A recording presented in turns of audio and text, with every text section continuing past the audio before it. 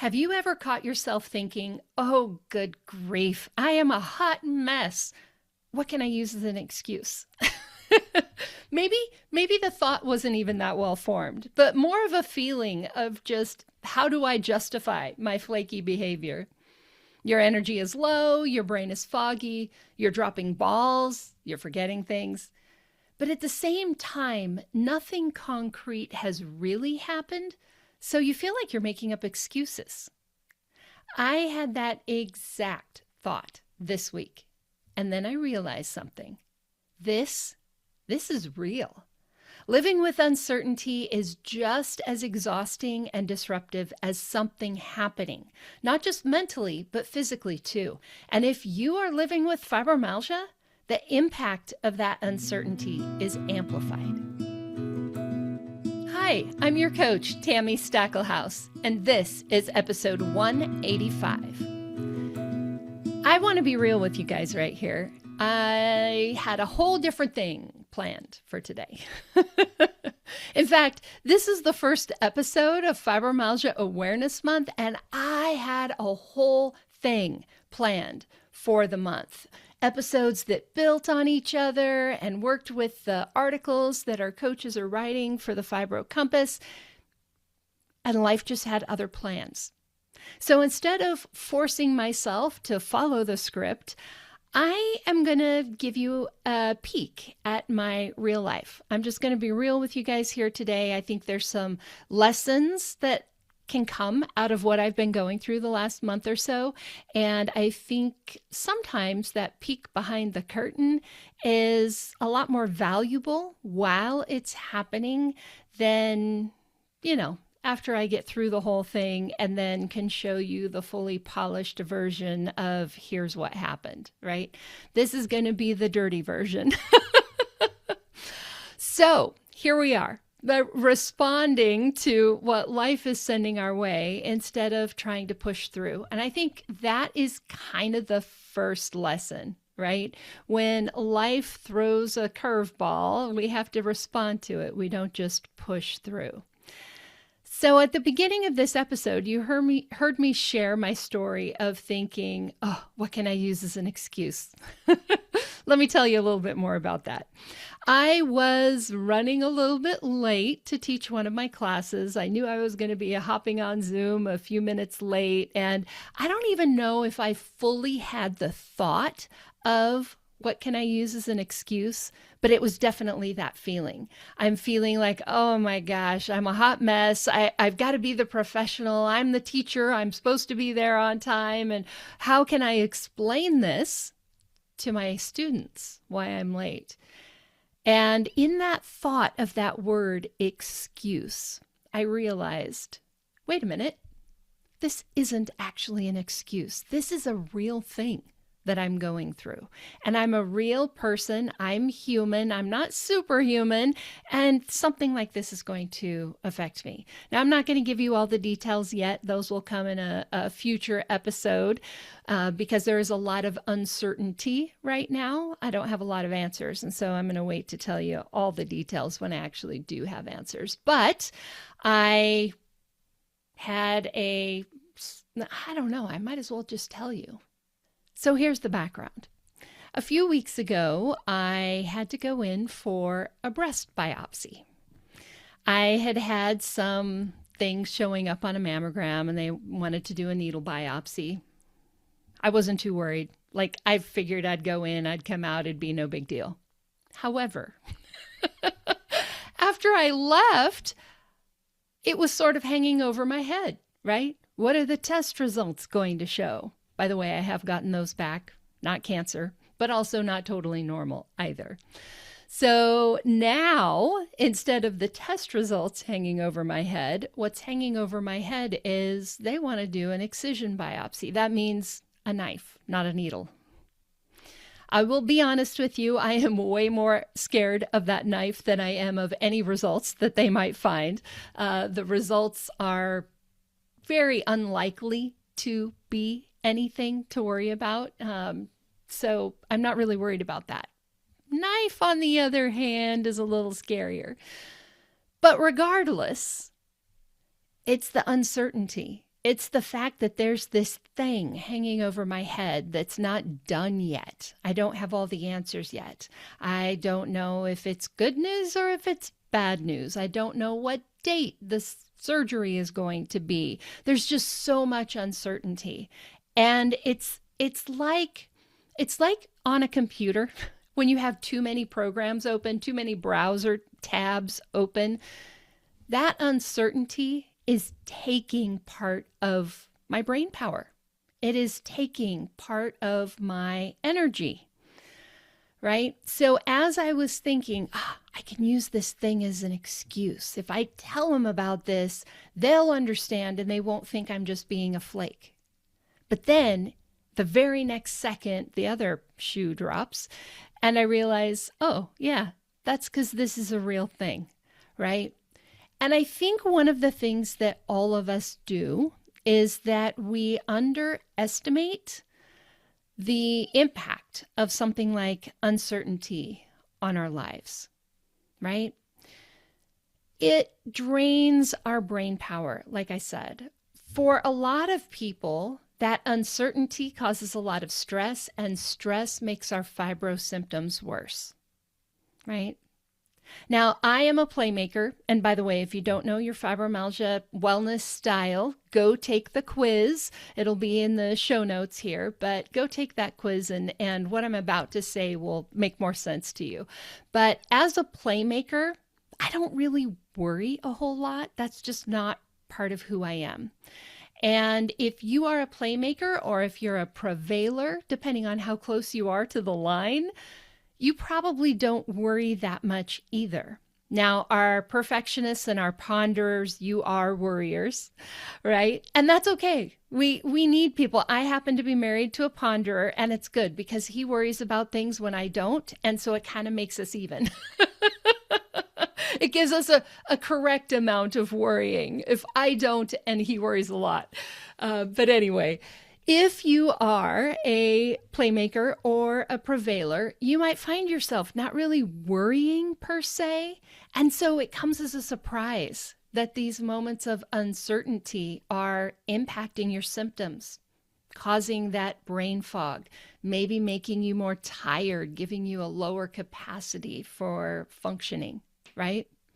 If you are a ponderer or if you are a perfectionist, then you are worrying a little bit more. Maybe it doesn't catch you quite as off guard, but you're also get caught up with that mental drain, that physical drain, worse symptoms. In addition to that, the worrying, right? So we need to be aware of how this uncertainty can impact us. And I will tell you, the time that I very first became aware of this and how easy it is for us to underestimate it was during the pandemic, right? Even for my clients who maybe their lives maybe hadn't changed at all. Like, to be completely honest, my life didn't really change at all during the pandemic. I work from home. Right? All my friends are online. I teach class online. Like, nothing changed except now I'm not going to the grocery store so much. I'm having my groceries delivered. And maybe I don't have access to all the same medical care or therapies that I might have for my fibromyalgia, right? So for a while, I couldn't get a massage, things like that, right? And so for a lot of us, one of my clients said, it's like the world slowed down to our speed, right? And that was nice. And in many ways, we actually felt better because we didn't have to go out and do, like, if there was someone who had fibromyalgia who was also trying to juggle a job and now they can work at home, they probably felt better during the pandemic. But the thing people were missing was that mental and physical drain of just the uncertainty of the world, right? Especially at the beginning, and especially living here in Seattle, where things kind of all kicked off. Now we know it kind of started elsewhere, but at the time, crazy things were happening down the road from me, and we didn't know why all these people were dying, right? That uncertainty, again, was so underestimated for everybody just feeling exhausted, everybody feeling overwhelmed, everybody feeling foggy and all the things, right? And saying to me, I don't know why. Why am I so tired? I'm actually doing less right now. Why can't my brain work? There's actually less going on right now. Yes, there might be less going on your calendar, but there is not less going on in the world.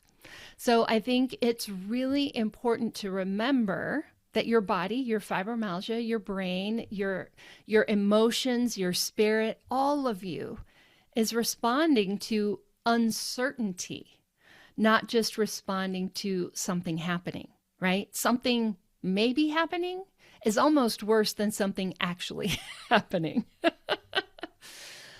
So my lesson for you here today, again, is to not underestimate that. This isn't just stress. This isn't just you being a flake. This isn't just you're a hot mess. This isn't just why am I dropping all the balls right now? This is normal, right? It's taking up brain space. You've got too many browser tabs open, right? This is not an excuse. It is a real thing. And so because it's a real thing, we need to adjust some of our expectations, right? So I was proceeding along like everything was normal, right? I just went in, and it was not even an hour long. They took the sample. I went home like I had a Band-Aid and an ice pack in my bra, and that was basically it, right? So the rest of that week, I'm working, doing all the things like normal. Week after that, doing all the things like normal, only finding that I can't do all the things like normal, right? And once I had that realization, oh, this is a real thing. It's really pulling my brain power. It's really pulling my energy. I was able to adjust my expectations. I reached out to our alumni. I knew there were several of them that were waiting to hear back from me on different things. And I just made a post in our alumni association and said, hey guys, here's what's going on with me. If I'm a flake right now, this is why. And I just might need a few more reminders. I might need a little extra grace. And eventually we'll get through this and we'll be fine. But for now, part of my brain is being used elsewhere. Right around the same time that I made that post and started adjusting my calendar a little bit, one of our coaches wrote an article for our online magazine, the Fibro Compass. Dr. Robin Pfaff wrote an article on creating steadiness in times of uncertainty. And when she wrote that article, that was like another shoe drop. That's like 3 shoes, but whatever. That other realization of, that's the word for it, uncertainty. I didn't really have a word for that until she wrote her article. I was just thinking there's this thing happening in my life and it's taking up brain power. But the thing that really was the problem is the uncertainty of it all. When are they going to schedule the surgery? Is it going to affect, when I have classes? How big of a deal is this going to be? How much downtime am I going to have? And yeah, that little bit of, are they going to find something I don't want them to find? But it's the uncertainty more than any of that. And so I want to share Dr. Robin's article with you. It is called, again, Creating Steadiness in Times of Uncertainty. She talks about what actually is happening in your body. She gives some really great tools to help you develop that steadiness. She uses mindful self-compassion to help with that. And I want to add to what she has said in her article and give you those 2 things that we've already talked about. Number 1, don't underestimate how much uncertainty is going to affect you. If you ever find yourself more tired than you think you should be, if you find yourself with less brain power than you think that you should have. Don't just look at what is happening in your life. Look at what might happen. Look at those uncertain things. I tell you what, right now in the world, there is a lot of uncertainty, right? And depending on who you are, where you live, other things about your life, right? There may be even more reasons for uncertainty right now in our world. In addition to that, we live with fibromyalgia, right? And unless you have figured out how to get your fibromyalgia under control, which by the way is possible, and we can help you get there. If you haven't gotten there yet though, that's uncertain, right? You wake up and you don't know if it's going to be a good day or a bad day. You can't make plans because I don't know how I'm going to feel on Tuesday next week, right? And yes, there is a lot that we can do to better manage our fibromyalgia, to understand our bodies better, to get your life back. But also, just living with fibromyalgia is an uncertain thing, right?